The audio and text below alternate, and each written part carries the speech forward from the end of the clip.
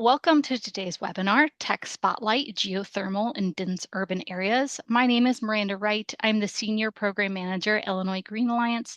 I want to thank everyone for joining us today on our first 2026 of a new Tech Spotlight series, where we will take attendees on a deeper dive into some of the innovative technologies that were presented at our 2025 Getting to Zero Tech Forum. Everyone has been muted upon entry. We'll have a quick Q&A session at the end of this program. So please use that Q&A function button at the bottom of your screen, and hopefully we'll get to answering those at the end of today's presentation.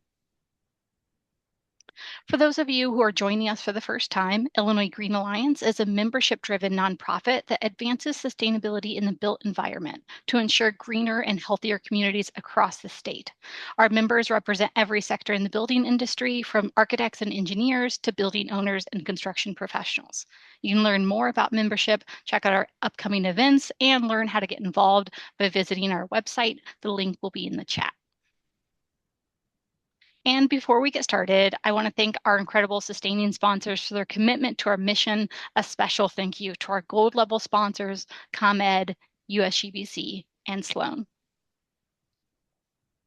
And now let's get started with today's program. I'd like to introduce today's speakers. First is Robert Ed. Robert is the Director of Marketing and Strategy at Darcy Solutions. He has worked for over 10 years in renewable energy and is passionate about decarbonization of the built environment and broader economy through utilization of new technologies. He has a Master's of Business Administration from the Carlson School of Management.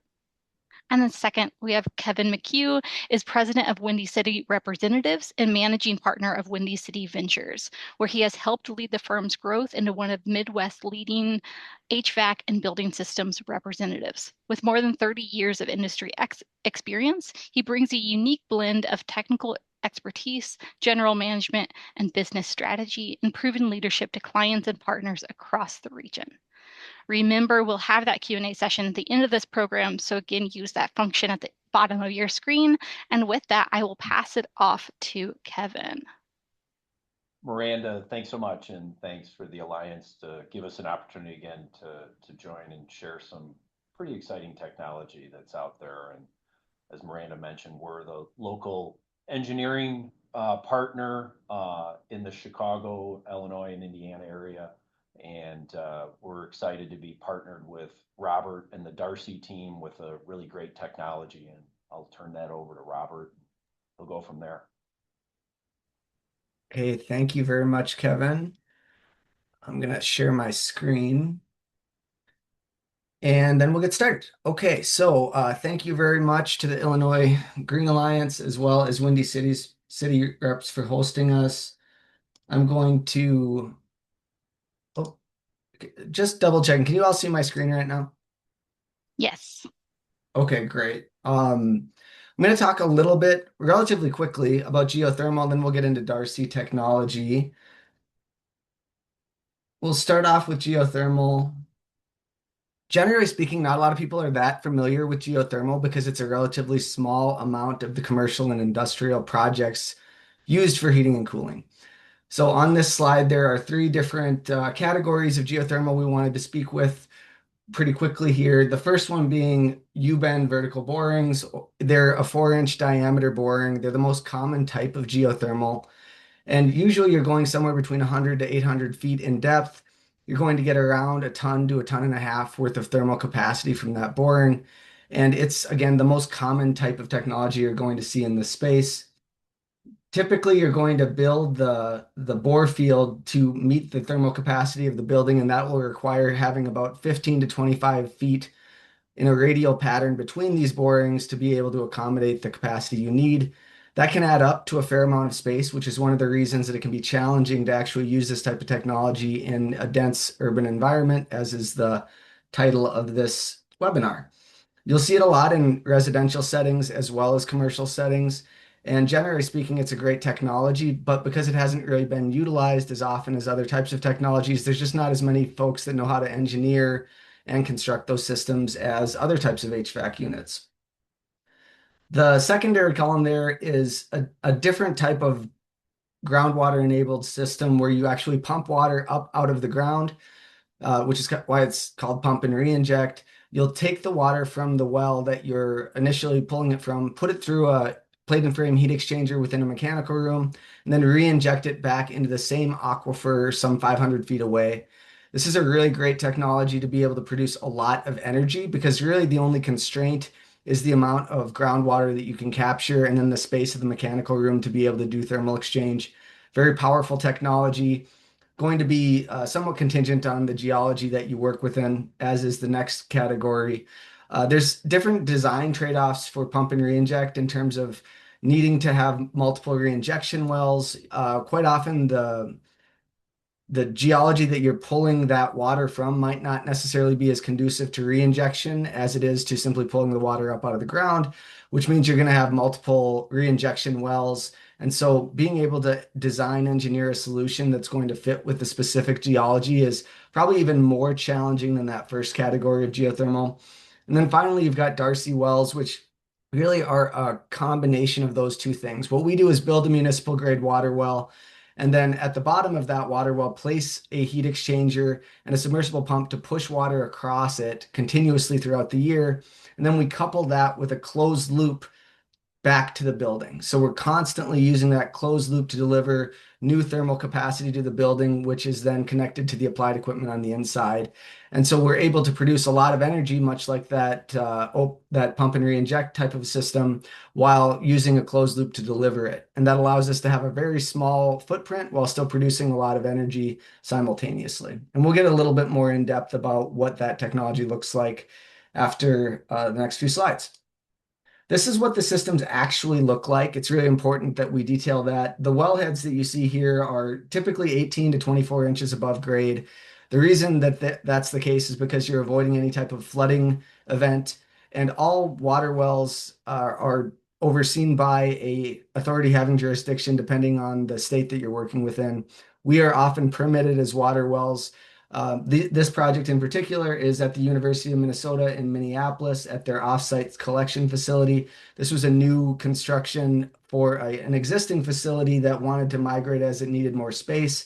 The point of this particular facility is actually to house all of the artifacts and remnants of the University of Minnesota's history. I'm an alumni, so I'm particularly proud of having gone to the University of Minnesota, but also this facility is really cool, and the reason that it exists, that it's housing all of these historical remnants. And the Darcy story actually started at the University of Minnesota. Our chief scientific officer, Jimmy Randolph, and our chief geologist, Scott Alexander, actually started working on this way back in the early 2010s. So it's really interesting to be part of that story and to work with the university to deploy the technology. But a lot of times we talk through the technology and don't get to show what it looks like specifically. So I like to start off with this. Now, as to what the technology actually is down well, you can't really see it in an image like that. So it's important to walk through what it looks like. I tend to start from the bottom up. So you'll see in this illustration, we've got a representation of a heat exchanger. That's that white space there with the Darcy A in it. And below that heat exchanger, we're going to have a submersible pump. This is the only moving part down well. It's typically 5 horsepower to 25 horsepower, and its sole job is to push water across our heat exchanger continuously throughout the year. And we're going to create zones down underneath the ground where we're actually pulling water across the heat exchanger, and then we're going to push it right back out into the exact same aquifer. Most water well codes will require that you keep aquifers separate from one another, so as you're not intermingling the different water chemistries associated with it. And so we actually construct our wells specifically to abide by that. Above the heat exchanger assembly itself, you've got 20-foot sections of drop pipe connected by stainless steel couplings. And then that can go as deep as you need it to. We look at wells upwards of 1,500 to 2,000 feet deep. Most commonly here in Minnesota, where I'm sitting, they've been more like 500, 600 feet. But today we're engineering different solutions all the way down to 2,000 feet and likely going to continue to engineer more and more different types of equipment to fit specific geology types. That said, it's usually 20-foot drop pipe, PVC. And then when you get to the top of that well, there's a pitless unit that allows for horizontal piping to come underneath the frost line and then up into the building, either through the floor or through a well, or excuse me, through a wall. You can choose whether or not you're going to come through the wall itself or the ground, but it really depends on what the general contractor wants to do and the owner. And so we'll typically collaborate with them to decide that. At the top of the well, you saw that wellhead, which is essential for doing O&M. Quite often, we're going to get questions about O&M and how long it takes to actually execute O&M. The only expected O&M that you have to do down well is going to be replacing the pump. That's going to last about 15 years. At the end of 15 years, it's going to be a two-person crew that comes with a hoist truck, takes that well cap off, and then pulls up the entirety of the assembly, disassembling it as they go, laying it down right next to them, and then replacing that pump, putting it right back down in the well. It's actually much faster to do it after the well's been constructed than it is on the initial equipment placement. You will require some space to maneuver both a drill rig to build the well initially, as well as to do O&M over the course of time. Drill rigs can be, anywhere from 10 to 14, 15 feet wide and 30 to 40 feet long. So it is important that we have a good plan in place to be able to construct the well. So why do people like this idea? The big idea is that you're able to produce a lot of energy in a really small space. That means you can build geothermal in places that you'd never really anticipated or thought to build it before. I talk to engineers all the time that frankly just never think about even trying geothermal because they're in these environments that simply aren't conducive to large landmass requirements. It's also got really great CapEx and OpEx. You can access the investment tax credit for these types of projects, and it not only affects the well field itself, but all the applied equipment on the inside of the building. That means you can get upwards of 50% of the total cost of the project back in the form of a tax credit or a direct payment if you are not a taxable entity. You can also get an additional 20% on top of that for low-income housing, which I was just learning about the other day.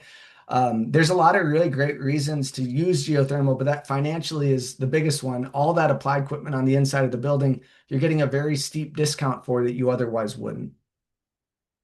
So other parts of these systems that are somewhat interesting, kind of talked about the small footprints, put geothermal anywhere, which is a tagline we often use. Unbalanced loads are easier to design for with groundwater-enabled systems. The reason that is that aquifers in the United States are all moving slowly but surely, usually a couple feet per day, and that allows for us to have a recharge over the course of seasons. We can actually build these for cooling dominant applications like data centers. It's always going to be contingent on the specific geology that we're pulling from, but that's what makes Darcy different. Most of our team is comprised of geologists, and they're assessing and making recommendations for the design of each and every system uniquely. So we don't really do any work where we haven't looked very in depth at the geologic constraints, devised a really good plan for well construction and development, and then ultimately equipment placement after that. We also oversee the commissioning of all of our systems. So we're kind of an easy button for everything geothermal outside of the building. On the inside of the building, we defer to the mechanical contractor to do the installation, but we come back to do the commissioning with the temperature controls company as well. I already spoke a little bit to total cost of ownership, so we'll keep moving. This is a side-by-side comparison of your traditional geothermal systems and conductive thermal transfer. You're basically using just the grout around this boring to be able to do thermal transfer consistently, using the land as a battery. So you need to make sure that you're balancing the amount of heating and cooling you're using over seasons. It's a little bit more challenging to account for. You can either have a really dialed in engineering design for that, or you can overbuild the system such that you're not burdening it with pulling too much heat from that system during the winter or too much cooling during the summer and so on and so forth. On the right side, you can see the amount of thermal mass that we're accessing by using groundwater is significantly more. And it's not just because the groundwater itself is plentiful, it's because all of that thermal mass that it's interacting with over the course of space underground is available to us as well. So you're able to produce upwards of 300 plus tons of cooling from one water well, one 12-inch diameter water well, or more, and usually about half that on heating side. The heating side is limited because we limit the temperature going down well to 35 degrees Fahrenheit. The reason we do that is we do not use glycol in our closed loops. So it could potentially freeze if you're having temperatures go below that. You might be wondering why glycol is possible to use in traditional systems when that's also often interacting or at least placed within an aquifer. The reason is that it's grouted into place such that that has another barrier between the glycol and the aquifer itself. So when you think about traditional geothermal, this is an example of what it might look like, 120 bores or so to be able to do 200 tons of cooling, whereas we can just put one Darcy well 10 feet away from a building and produce the same amount of energy. And as you need to add capacity to that, you can simply add another water well or potentially add another landmass requirement for traditional systems. As you can see, 25,000 square feet for 200 tons of cooling adds up to a lot of land over the course of needing that much additional capacity.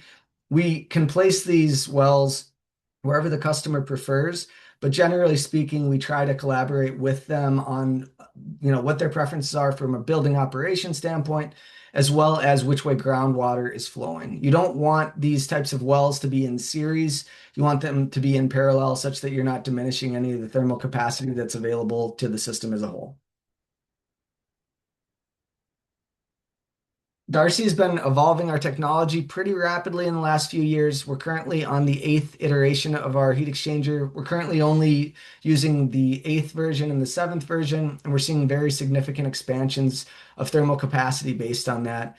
About 15% compound annual growth rate for both heating and cooling over the last few years. This year, we'll be rolling out our 9th and 10th versions. They're significantly larger heat exchangers that are meant for very specific geologies, but we'll be able to produce, again, additional capacity. And so we're going to rapidly introduce solutions for geologies where we have very big buildings in very confined spaces. So we've looked at projects in Chicago. We're looking at projects across Illinois, thanks to our partners at Windy City. And so we're very excited to get more deployment happening within the Midwest and very rapidly out to the coast as well. So you'll start to hear about us in different metros that you haven't in the last few years because we've been seeing a lot of interest from the market. On the inside of the building, most commonly, you're going to see a layout like this. I have been cautioned by multiple engineers that, obviously these things can change site by site, but generally speaking, we've got a controller for our system. It can house up to 16 wells, which is a lot of thermal capacity. We're going to have a VFD for each submersible pump down well. We're going to usually have a manifold inside that mechanical room where we're combining all of that into a main line for the closed loop on the building side. That said, you can do a vaulted system. We've got multiple vaulted systems that we've built, some here locally, and that's a common application if your mechanical room's limited in space. Then we're going to have pumps for both the closed loop that's going down well, as well as the closed loop on the building side. We do require an intermediary heat exchanger, and so that's the most common application. Finally, most common type of equipment you're going to be using is a central water-to-water heat pump. You can do distributed heat pumps. You can do VRF. You can do lots of other types of system archetypes. This is just one of the more common ones that we see. I didn't mention too that we do have a specific controller that we white label for this application, including set points and a sequence of operations that our engineering director oversees. So that's often something that we're providing to the engineer of record, and they're incorporating into their drawings. We don't necessarily stamp drawings, but we do get heavily involved with the design of these systems, and we'll continue to do so to ensure the quality of them. Last thing I wanted to show was let's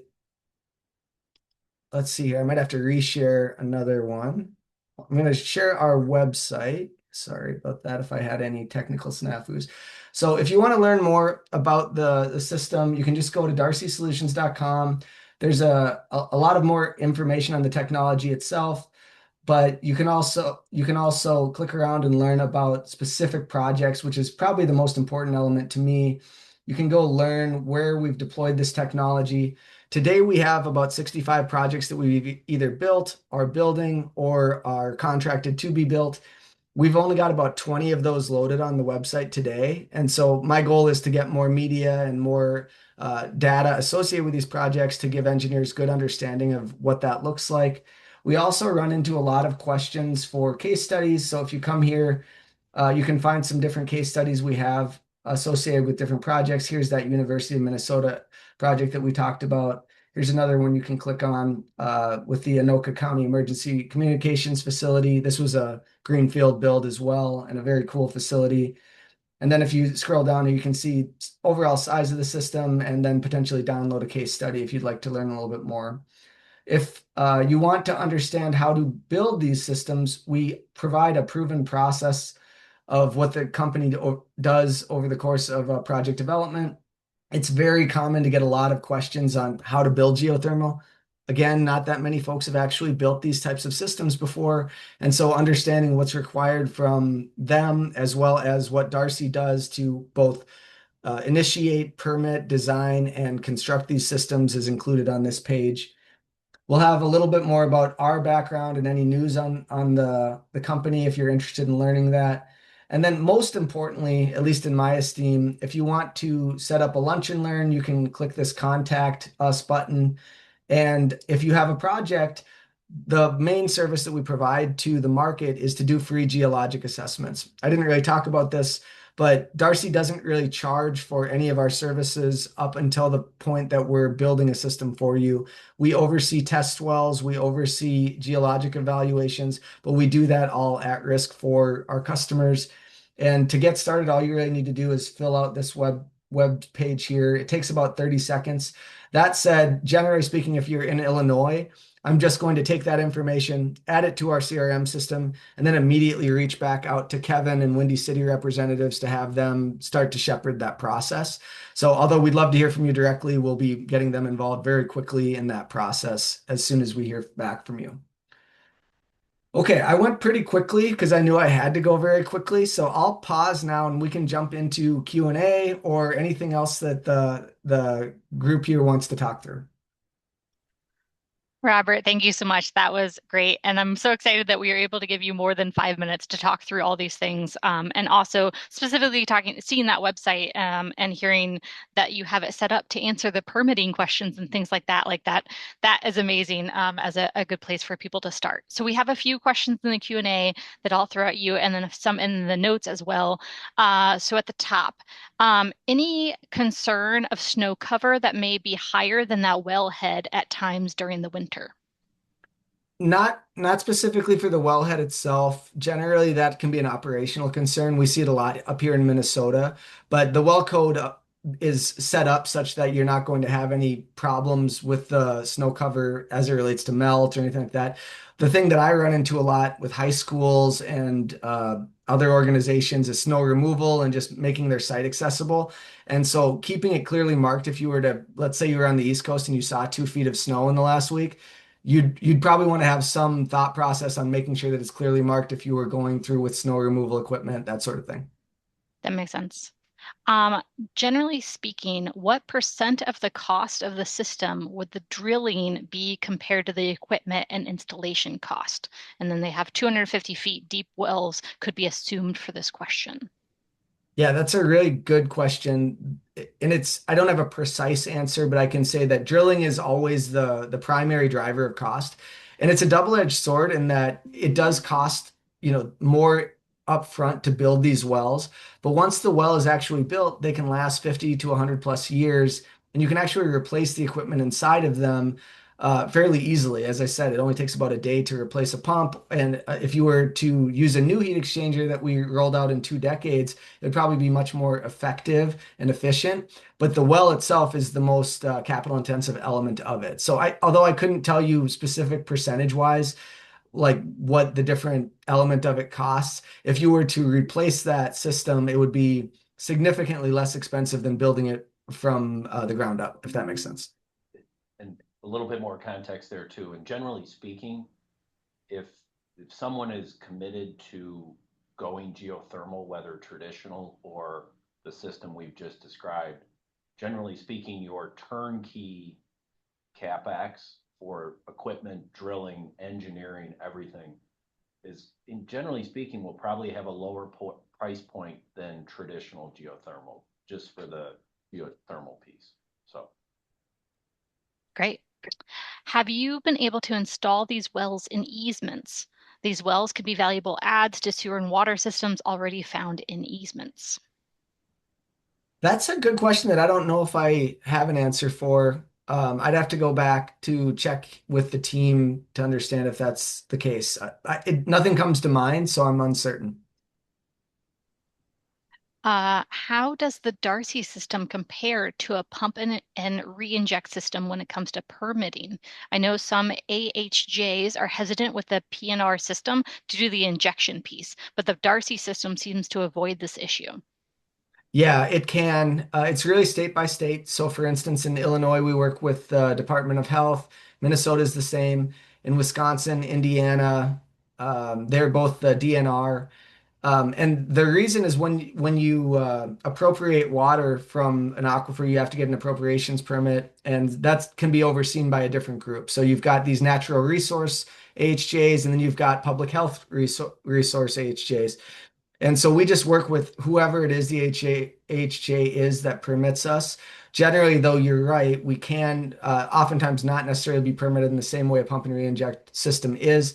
And for good reason. Once you're taking water up out of that aquifer, you're depressurizing it, potentially oxygenating it, and that's when the concern over natural resources tends to happen. Because we leave the water all underground in that same aquifer without really depressurizing it, we don't anticipate having the same type of issues that you might run into or that you should be engineering around when you're designing a pump and inject project. I just want to add to build off of that question of something I was thinking of, looking at your diagrams and stuff. Is there ever concerns about contamination of that aquifer as you're doing like the construction or putting in that grout? Like, how is that handled? Yeah, it's a good question, and it's all just managed under the water well code. So professional water well drillers have been doing this for decades and decades in agricultural settings, municipal water well, and even mining for dewatering. It's all standardized approach, and generally speaking, you're casing through all of these aquifers as you try to reach your target aquifer, and then you're grouting it into place such that you're not having any type of issue. Same thing goes for development. You're not cycling water down underground. You're developing it, bring the water up before the well is actually finalized. That's afterward we place the equipment and build the geothermal system accordingly. Makes sense. Do you have any projects completed or in construction in Wisconsin? We do. We've got a project. The Milwaukee Library was finalized last year. That wasn't our first project. We have a one larger project with Mayo Health system. It's a bed tower in La Crosse, and we'll be building in Madison with some school. Some I can't recall. I think it's just the K-12 school system in Madison soon. Great. That's exciting. I'm going to end with one last question. How much does rate of maintenance increase with the age of the system? That's a good question. We don't really have a good number to put on it outside of, your standard cost of living increases. Labor in the United States is likely not to go down in the future.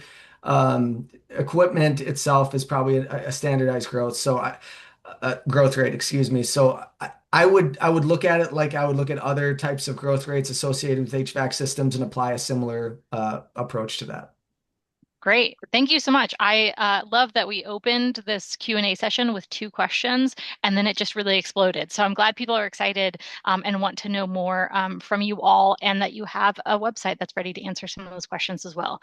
But I think we are at time now. So I want to thank you, Robert and Kevin, for taking the time today. Thank you for attendees for showing up and hearing about this new system.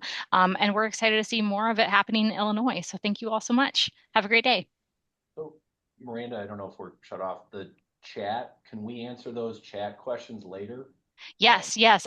Great comment. So the questions we didn't get to, I'm actually going to be consolidating and sending to our speakers. So hopefully I can send those out in a follow-up email as well. So thank you so much. Thank you so much. Bye bye.